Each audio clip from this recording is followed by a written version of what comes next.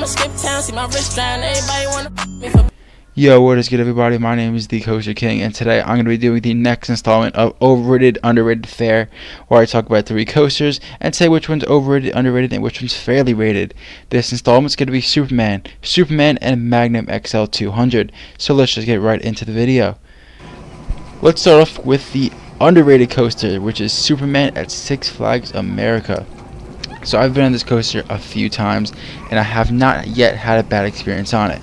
This ride is unnecessarily hated on, whether it be for the bumpiness, the roughness, the lack of airtime. People really hate on it, but I think it was good in airtime, good in intensity, and I do understand that the straight track was kind of boring, but I feel like it did serve a purpose. So climbing up this lift hill, you do get a decent view of the park.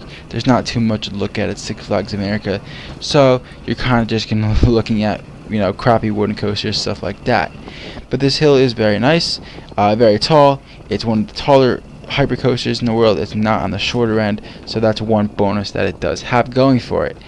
This drop I really did enjoy. I think this is the best point of the ride. You get a lot of airtime. You get thrown out of your seat, especially in the back row, and the front row you get some good floater airtime. This is just one of the best drops in the park, if not, this is probably the best drop in the park. You're flying around this turn. You know, the intensity is not really shown in the video, but this ride is very intense.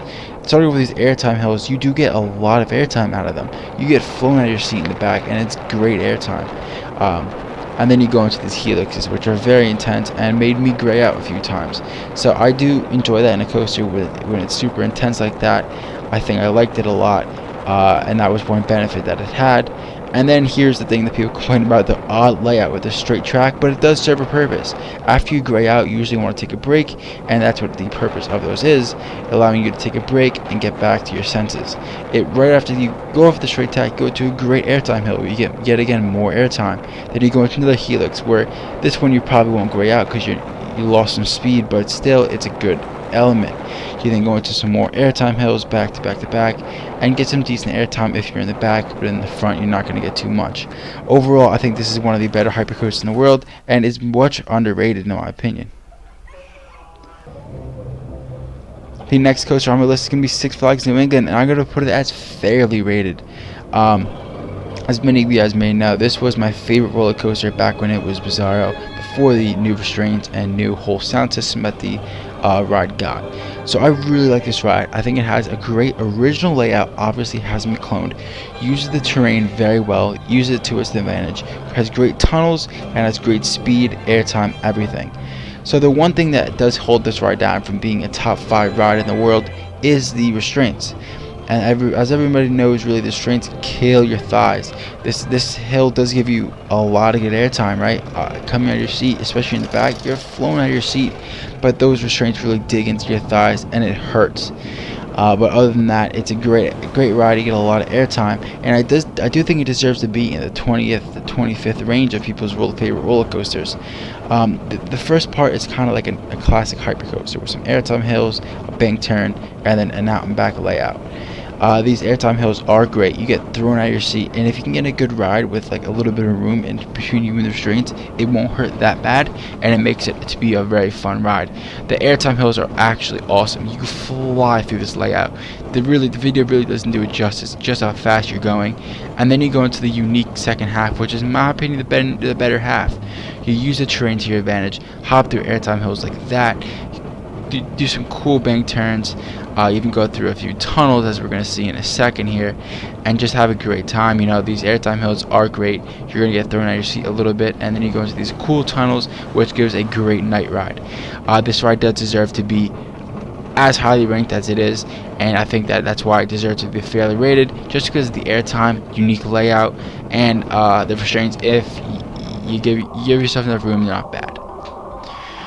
So lastly, we're going to talk about Magnum XL 200, which I think is the overrated ride. And I can already hear people, you know, Cedar Point fanboys talking in the comment section, but I think it deserves this.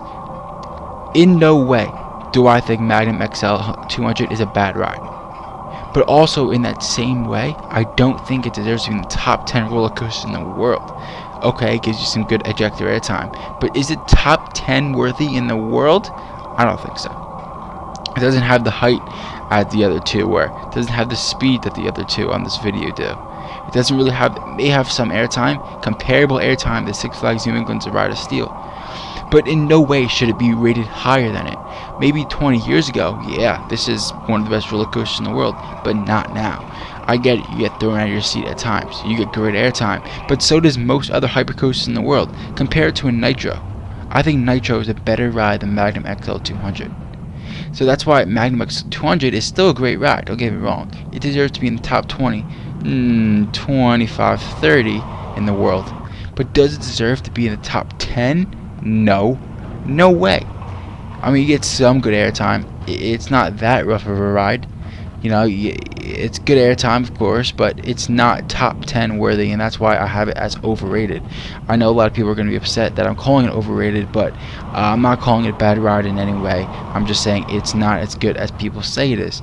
The airtime hills are awesome. Like, this part of the ride, really sick. You get a lot of airtime. You really get thrown in your seat, especially in the back row, which is a unique experience.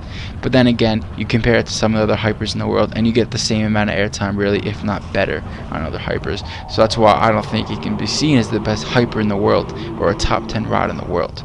There's no way, in my opinion, that you can really consider it to be like that, when it really doesn't offer that much of a bonus over a ride like Nitro or Superman at Six Flags New England.